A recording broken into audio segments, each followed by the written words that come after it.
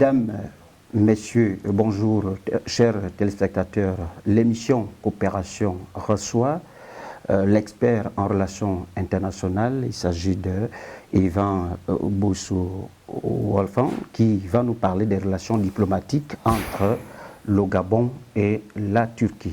Alors, d'entrée de jeu, l'expert, Monsieur Ivan, bonjour, vous êtes chercheur en matière de relations internationales. En effet, bonjour. Alors, pourquoi le choix du chef de l'État, Ali Bongo Ondimba, de diversifier sa diplomatie en jetant un regard sur la Turquie?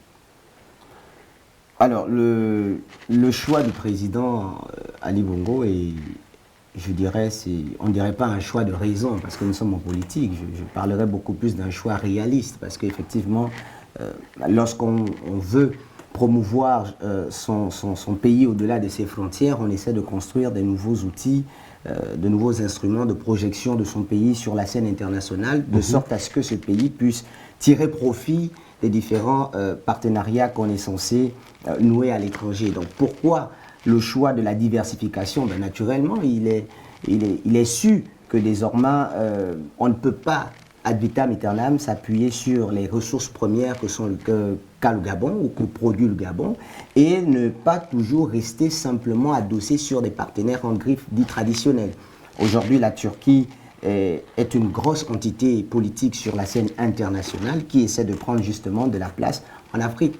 Et je crois que le choix du président Ali Bongo vers la Turquie est un choix non seulement mûrement réfléchi, mais beaucoup plus réaliste dans la mesure où aujourd'hui, il est difficile de s'imposer sur la scène internationale, que l'on soit acteur politique simplement, militaire ou économique et même culturel, sans aujourd'hui penser ou compter avec un acteur tel que la Turquie. Je crois que simplement c'est un choix hautement stratégique qui aujourd'hui est d'ailleurs en train de porter ses fruits. Alors nous avons vu des multiples visites officielles entre le président Erdogan, le président turc et le chef de l'État gabonais Ali Bongo Ondimba séjourner à Istanbul et vice-versa, Erdogan séjourner ici à Libreville. Est-ce qu'on peut compter l'appui de la Turquie au gouvernement gabonais?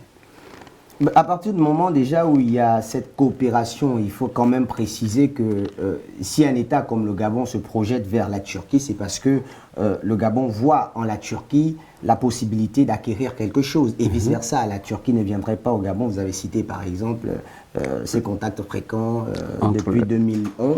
Voilà, l'ancien président Erdogan, il était ici déjà en 2013. Il était Premier ministre, je crois, de la Turquie.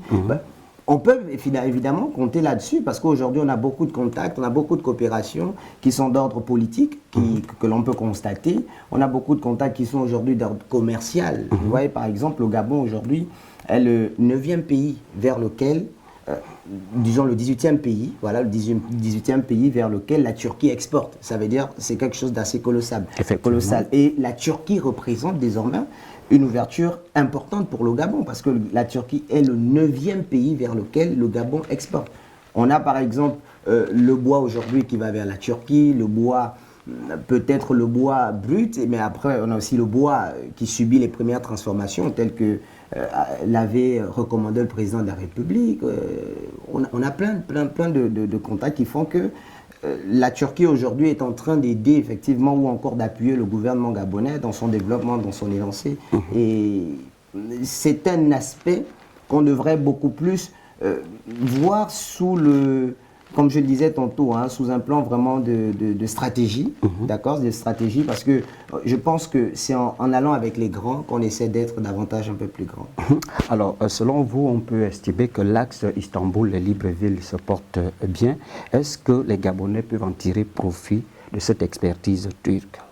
Ouh là là, mais les Gabonais, ils en tirent profit. Sur le plan culturel, nous avons une grosse coopération. On a des établissements désormais aujourd'hui qui sont turco-gabonais.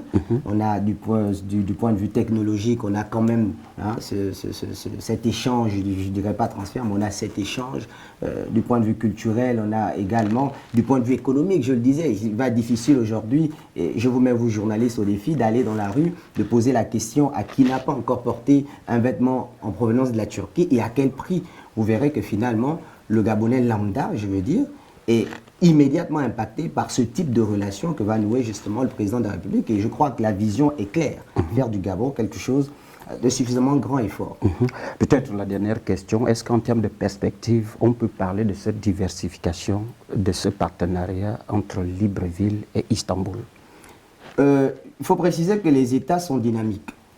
Donc le Gabon étant dynamique, ne vit pas en vase clos, il va naturellement continuer à chercher dans son rapport à la Turquie, dans son rapport à la scène internationale, d'autres éléments qui vont permettre de diversifier, de massifier, pourquoi pas, et bien sûr de consolider déjà les rapports que nous avons. Effectivement, on ne peut pas penser avec, pourquoi pas, l'intelligence politique du chef de l'État, qu'on pourrait se limiter aux contacts qui ne sont pas les moindres aujourd'hui, mais simplement se limiter à ça, parce que je pense que les enjeux ne sont pas seulement ceux du Gabon au niveau national, mais également ceux du Gabon au niveau international, et la Turquie en a besoin.